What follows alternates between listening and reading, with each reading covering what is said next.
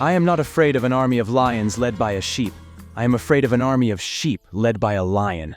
These words, attributed to Alexander, encapsulate the essence of the man whose military prowess and leadership were unparalleled. Few names in history resonate with the grandeur and awe-inspiring legacy of Alexander the Great. Born in 356 BC in the ancient kingdom of Macedonia, Alexander would rise to become not just a king, but a legend whose story transcends time.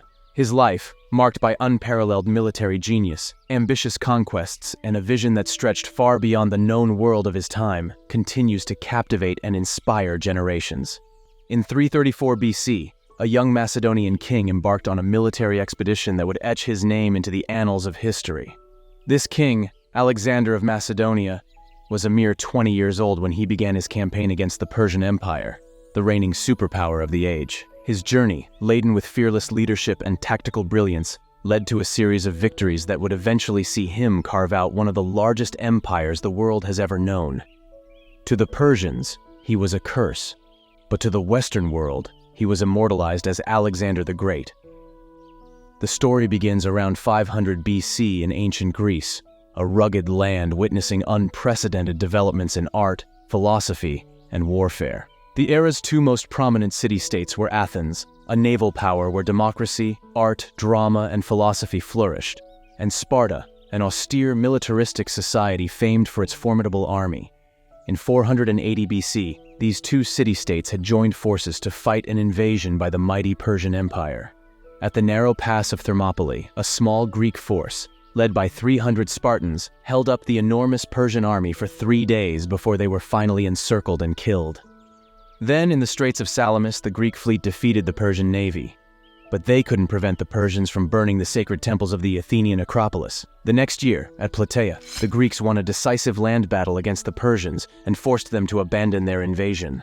But rising tension between Athens, Sparta, and their allies eventually led to war, dragging the Greek world into decades of destructive fighting. While Athens and Sparta engaged in decades of war, a new power was rising in the north: Macedonia. Under King Philip II, Macedonia transformed from a perceived backwater into a formidable military force. His most famous reform was the introduction of the sarissa, an 18-foot pike, twice the length of a normal Greek spear, and wielded by trained infantry fighting in close formation, known as a phalanx. In 338 BC, at the Battle of Chaeronea, Philip's army crushed the joint forces of Thebes and Athens. Through alliance and conquest, Philip had already gained control over most of his neighbors. Following this victory, he united all of Greece in an alliance known as the Hellenic League, or League of Corinth, with Philip as hegemon or supreme commander. Only Sparta stood aside. Philip began to plan a great campaign against the Persian Empire, but on the eve of launching his war, Philip was assassinated by his own bodyguard, a victim of Macedonia's brutal court rivalries.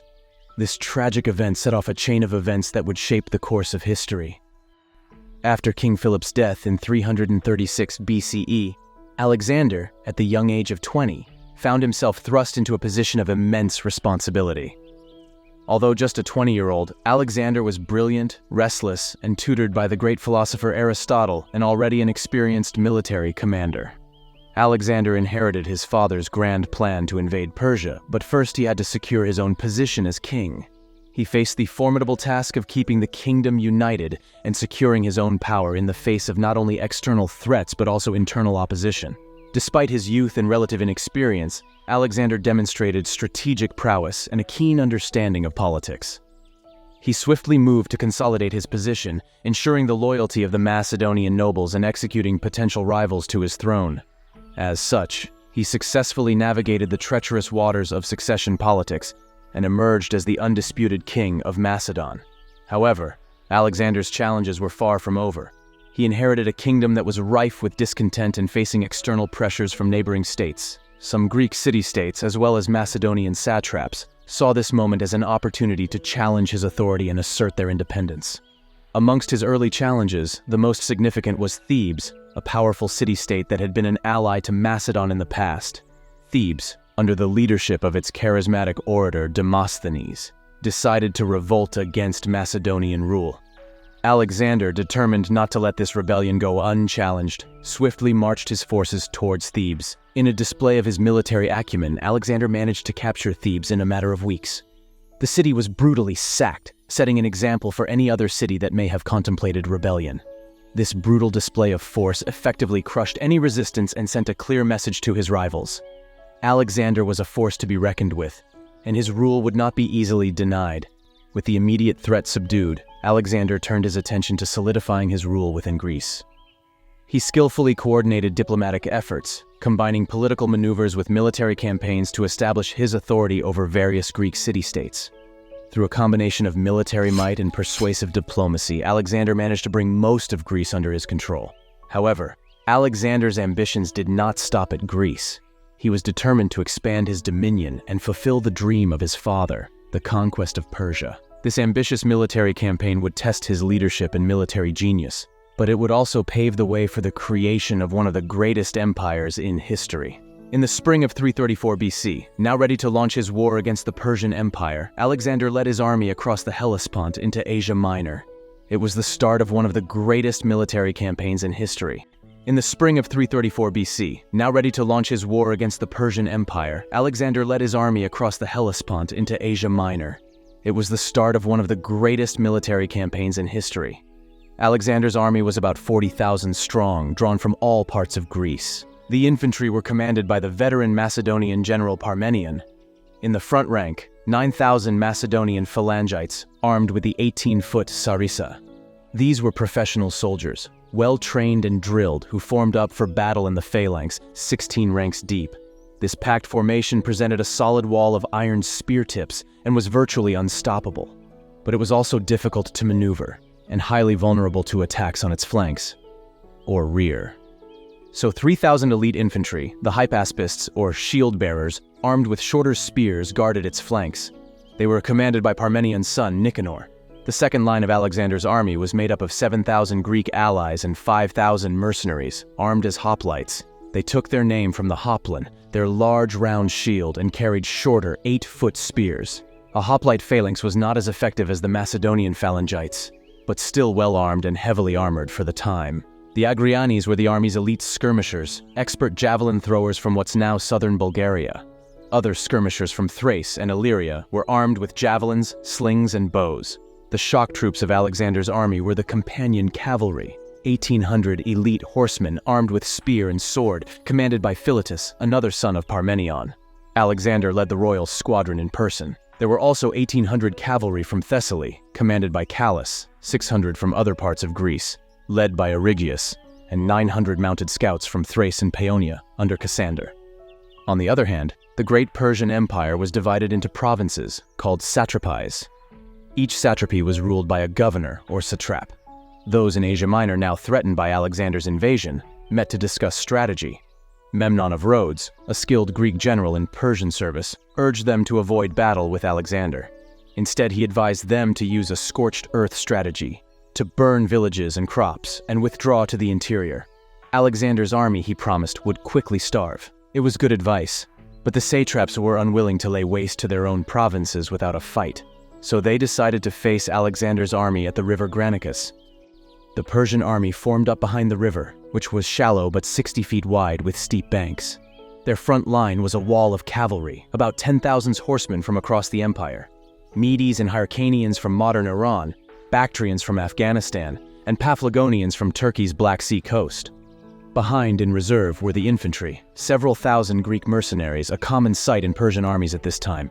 These men fought for Persian gold and were armed with the round shield and short spear of hoplites.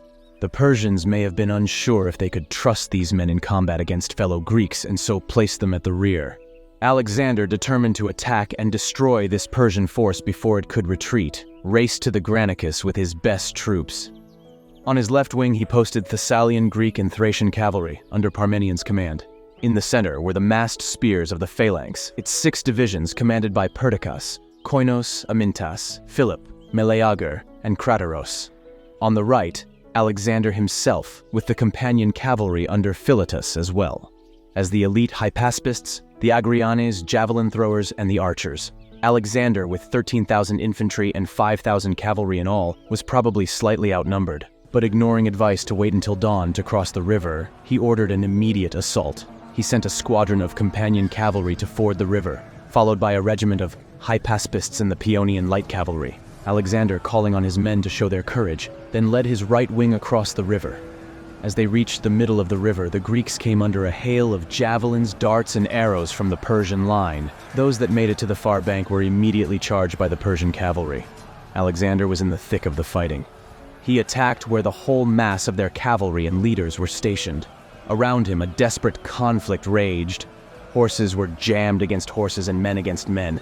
The Macedonians striving to drive the Persians away from the riverbank, the Persians determined to prevent them crossing and to push them back into the river. Alexander's attack seemed reckless, but he was buying time for the rest of his army to cross the river, including the irresistible Macedonian phalanx. Then suddenly Alexander was fighting for his life, charged by 2 Persian nobles. Rosicus rode up to Alexander and struck him on the head with his sword, breaking off a piece of his helmet. But the helmet broke the force of the blow, and Alexander struck him down with his lance. Then from behind, Spithridates raised his sword against the king, but Black Clitus, son of Dropidas, anticipated his blow, struck his arm, and cut it off, sword and all. Now the Greek army was across the river, and the Persian cavalry faced a wall of Macedonian spears. Most turned and fled.